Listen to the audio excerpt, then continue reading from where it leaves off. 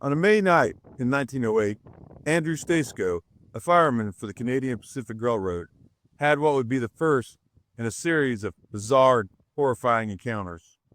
Him and his crew, which was headed by a highly skilled engineer named Tuvey, were about 2 miles south of Medicine Hat on the tracks when all of a sudden in front of them they saw a single light growing bigger and bigger as it come rushing towards them, and there could be no mistaking it. It was the headlamp of an oncoming locomotive. Tuhei, he knew there wasn't time to act, and he told the fireman to bail out, but it was too late to Staceco, and he just braced for the impact. And at the last possible second, when collision was imminent, the train jumped its track front and beside him, and he looked at the anguished and horrified faces of the passengers as they roared by, and then the train emitted an unearthly shriek and disappeared. Kid, you see, there were no tracks that ran parallel to.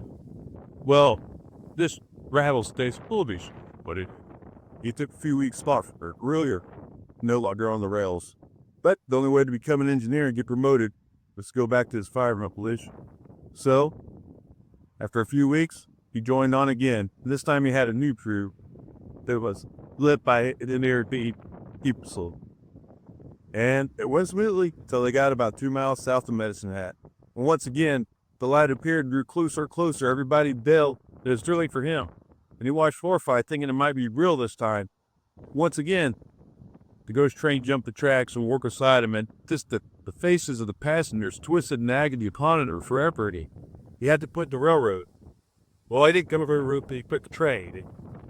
He the rail yard. And July of the next year, he got the tragic news that 2 miles south from Medicine Hat, two trains had collided in a horrific accident. The engineer says two trains, QA and Nicholson. Keep it weird.